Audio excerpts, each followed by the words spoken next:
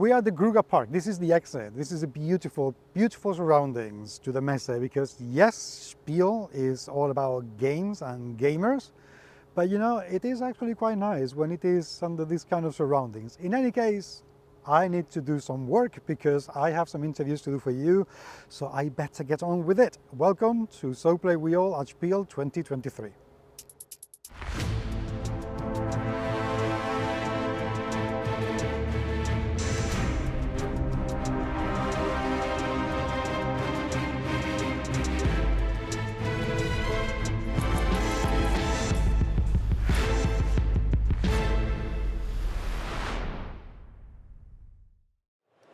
As role-playing game companies go, there are few I am very, very fond of. Some because they published some amazing games, some because they published some absolutely amazing complements for role-playing games. And that is the case of Loke Battlemats, because I have known them for a number of years. I think I remember you from I think the first time I saw you was at Dragonlance. I don't know if it was in 2018 or 2019. We were there in 2018. 2018 was the year that we started releasing the books of maps. Right. And the giant book of battle maps that was released at Dragonmeet in 2018. So I think that maybe that's where I first saw your product. You have grown a lot since. Yeah, no, we've gone from just doing some bits and pieces in the UK to then the EU, then into the US. So yeah, no, we've expanded and tried to make the maps and products we do available to as many people as possible. And you're doing very well indeed, my friend. Now, tell me a bit about Loke Battlemats. Where did it start and why? So we started more as just a reseller. So we were doing other games and selling them online. And at the time, X-Wing was the game that I played the most. Mm-hmm. And I bought a map to play it on. Kind of looked at that map and thought, I think I can do this. So we've made some X-Wing mats, we made wargaming mats, and I do a lot of RPG, probably more so than wargaming and skirmish gaming. And I think 2017, we did a bunch of little 2-foot by 2-foot plastic mats, roll-up ones for role plays. Mm-hmm. And like, oh, that's good. And then eventually that led to portability questions, because you're always having to take these 2 or 3 foot tubes everywhere you go. And at the time I was traveling quite a bit to play the games. And we came on the book concept and put the books together, started selling them. I think 2018 is when they came out. And they've been very popular, and we've released, I can't even remember how many different versions now. It's going on for dozens.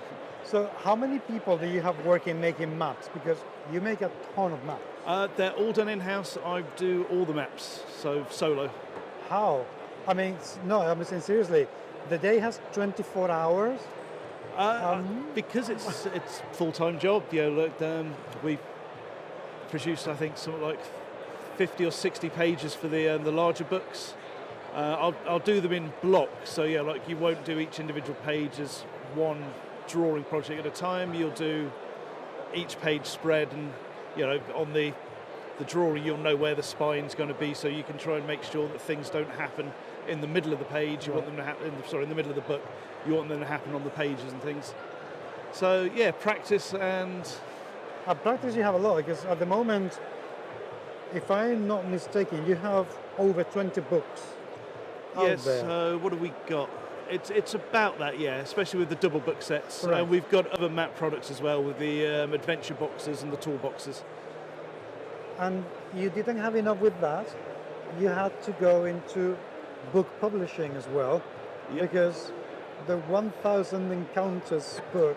Yeah, Untold Encounters. Wow. How did you manage that? It came off the back of the Kickstarters, really. So on the very first modular book Kickstarter, we did a dungeon run, which was random encounters for dungeons. Right. And it was only ever a sort of a digital product. I think we had some print on demand for it, but it never really made a publishing run. We did the same for Towns and Taverns. We did some town encounters. Mm-hmm. And then when it came to the wilderness books, we were like, if we put all this together, this will make like a good sort of 300, 400 page volume that'll cover all sorts of things. And we're the two writers on it. Mm-hmm. So we found that we quite enjoy writing as well as drawing. Okay. And we've moved on with that with things like the calendar of many adventures. Yes. That is 12 maps and 12 adventures that go with those maps directly. You know, I was really glad when you started to do those, because I remember you sent me for review the mini book of maps. Yeah. And as I was looking at them, and I think I said that in my review, I was looking at them and I was thinking this is begging to have a quick, short adventure that would go with the maps and give them some use. It's probably the thing we're asked most is, like, is there an adventure to go with this? And for some of the products, yes. Okay. I mean, you can use them for any adventure, so they're obviously for your own home games and whatever you want to run on them. But the toolboxes, they come with full adventures that run across a set of 20 maps. And then we've got our unique monsters in there as well, so like we've had quite a lot of fun, designing stuff for the games. I play a lot of games. It's nice to put that sort of experience back into the written material. And it certainly shows. Going back to the book, the Untold Encounters, these run out very quickly. I still get some comments in my review video, people asking where can I get this, because I cannot find it anywhere. And the last news I have is that there were 2 copies left in Amazon that someone was selling. Yeah, I think we have some left in the UK because we have to warehouse in the EU, the UK and the US. The US is out, the EU's out, there's some left in the UK. We have plans to make it a print-on-demand option once that remaining bit of stock in the UK is down. Okay, but are you going to reprint offset to send back to distribution, or is that something that... Probably not at this point. We'll see if there's enough demand, then potentially. Okay. It's always hard to tell because you don't want to overstock something. Because that's very all over print, because that is very, very expensive indeed. So I have another question because I'm very curious about how did you research your materials? Because I was very impressed the first time I got one of the stickers for the maps. I'm always very, is it going to stick and then unstick and then stick and then unstick and then go away forever? But no, they're incredibly durable. How do you research that? That was a lot of research. So we had lots with adhesion first. So we had, must have been dozens and dozens of samples. And like the first one would literally take the laminate off the page. You'd be like, that's a bit too sticky.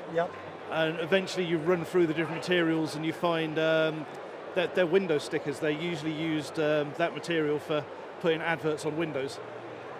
But as long as the surface is fully flat, so like a laminated surface or glass, they'll stick to it. And that's the thing, that it can work on pretty much any other battle mat as long as it is laminated. Oh yeah, totally, yeah. And because everything's done to the same sort of like 5 foot 1 inch scale, our accessories will work on someone else's mat as long as it's got that lamination layer. It works. Or if you're someone who does the sheet of glass over the top of like different printouts, it'll work on that as well. Well, it's very, I just wish that more people knew about that, because it would make that alone such an attractive product for so many players. Now, you have thus far mostly done fantasy maps. Are there any plans to go further into science fiction, cyberpunk, that sort of thing? Yeah, so obviously we've got 2 sci-fi titles and 2 cyberpunk titles. The cyberpunk ones, they're officially badged up, so they are the official map books for Talzorian's Cyberpunk Red. I'm planning on doing more cyberpunk maps. I don't know if that's going to make it into physical products at this stage, but I've had a chat with the guys at Talzorian, and they're great people to talk to, and they're always super enthusiastic. And I'd love to do some more material in that particular style and like setting. How are you finding the virtual tabletops? Because they have gone up massively. And I remember that you started as a purely physical plus PDF. How is it going for you, the VTT? Yeah, well, we've kind of always had maps up on drive-through. I think our first maps on drive-through were like 2015, 2016. So before we started printing out the RPG ones, they existed online. My own personal games, they all went online during the pandemic, and some of them have stayed online. So I see the value in all the online play. We've recently finished a Kickstarter which was purely for digital things, and ended up being 5,000 or 6,000 tiles, about 1,000 assets to go on them. Just a massive toolbox of things to make your digital maps. How are you going to draw all that? Done it, delivered it 2 weeks ago. How? No, but I'm not joking. I mean, how long did it take you to do all that? That was probably 2 or 3 months solid to make all those assets and things.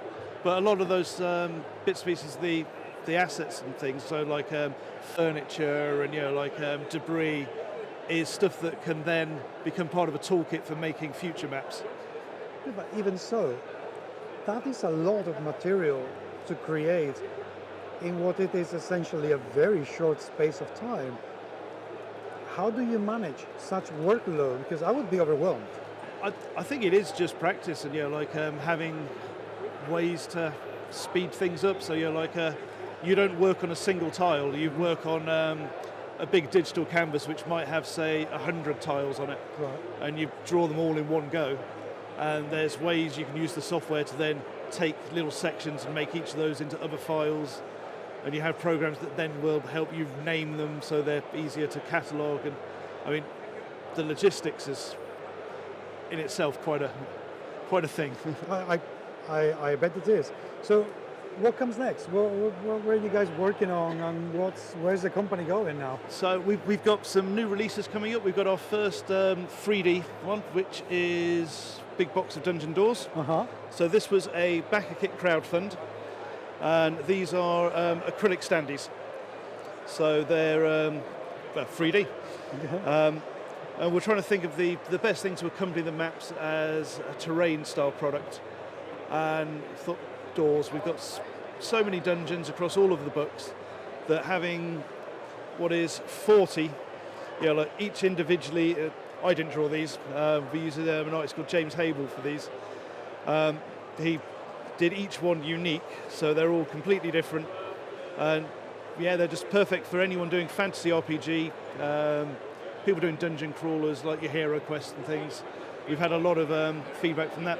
And these release very, very soon. I'm pretty sure the ship for the EU got in like last week.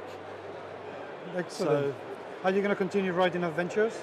Yeah, so the most recent ones, we've written 12 mini adventures for the calendar. That's gone down well, so we're aiming to do a calendar for 2025, which will be the one that releases next year, so you can buy it in advance of the year. Okay. And that'll also have 12 mini adventures in it. We've done writing work for Free RPG Day. Okay. So the last 2 years we've done that as well. So we did a mini adventure to go along with the Coast of Dread. 2 years ago, this year in fact, we did a heist at the museum, which is to go with the Book of Rooms, Rooms, Vaults and Chambers, and that's basically breaking into a museum and then like a manor house. So, heisty shenanigans. Okay. Are they system agnostic, or have you got 5e? Those ones are 5e. Okay. Are you considering or thinking about covering all the systems? At the moment, 5e is still the dominant system, and it's the easiest to convert because it is so prevalent. Yeah. It'll be very easy to take anything from 5e, and we're on the Creative Commons license for it now. So the toolboxes were, I think, 3 or 4 days from the print run starting when all the OGL happened, and we're like, oh, wait a minute. I bet that was a scare at the time. Yes, at the time we were like, can we do this? We had to think about making it system agnostic maybe, and luckily in the space of a few weeks the Creative Commons was agreed on. We're like, okay, now we can go. And that's where we'd been asked for direct sort of 5e material of the maps. So we did new maps, the monster cards, adventures to go with, and it's kind of a homage to the box sets you used to get in like the late 80s, early 90s. We're actually, I keep most of my games in like an attic version, so that's kind of like my hobby room. And I found some of the old early 90s Ravenloft and like Box of Castles and things, the one with the cardboard folding castle, Al-Qadim Adventure, there are a couple of those sort of boxes.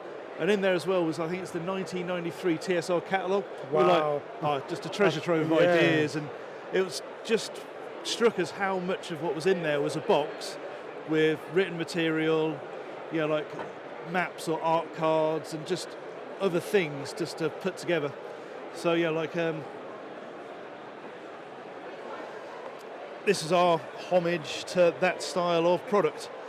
So you get like full adventure, and we know that a lot of people, they'll take a written product and they may never have any intention of running end to end as an adventure, but they'll pick an encounter here, they'll use a map there, they'll grab that monster, slot it into their own game. So we've kind of pre-done that and added content especially for that sort of style. Right. So the book that's in there, the first third of it is random encounters themed around groups of maps. Okay. So there'll be encounters that make use of the ritual circle on that map, ones that make use of the water on that map, ones that use the big pit on that one.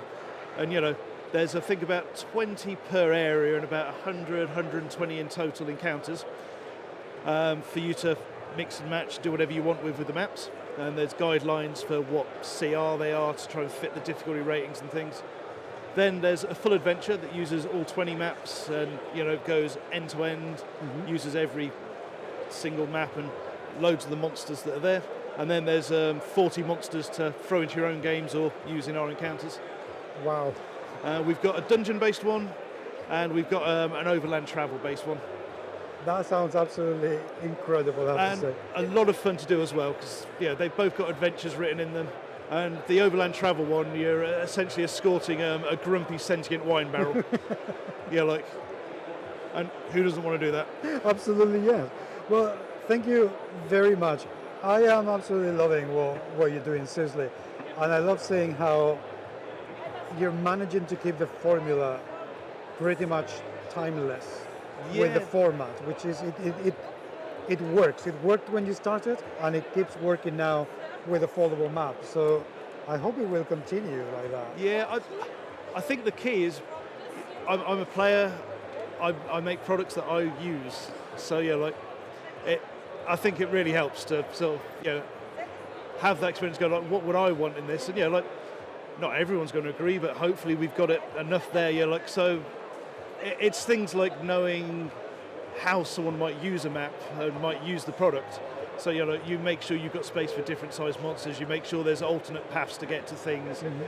Make sure there's interesting things happening, so that it can help a GM on the fly. So to go like, oh, what happens if someone pulls the rug under that character, or elbows that one into the fireplace, or grabs that thing off the table and hurls it? It helps to envisage what might be happening to make the things more interesting. I think that hopefully comes out in the end products. I think it certainly does. I mean, as I said, everything that you've sent me for review, I have absolutely loved every second of it. So I have absolutely zero reservation recommending the products, and I really hope that you'll keep producing them forever and ever, or even longer. Yeah, at the moment there's no plans to slow down. We've got things in the pipeline. Goody. Humans, seriously, do take a look. You play RPGs, fantasy RPGs. Trust me, you need to take a look at these, because they are as good as they sound. If you have already tried them, I would love to hear what you have to say about them. So leave me your comments down there, or if you have any questions about them, and we'll do our best to answer them as quickly as we can. And until the next time, more interviews to come very soon. So don't go away too far, and take care.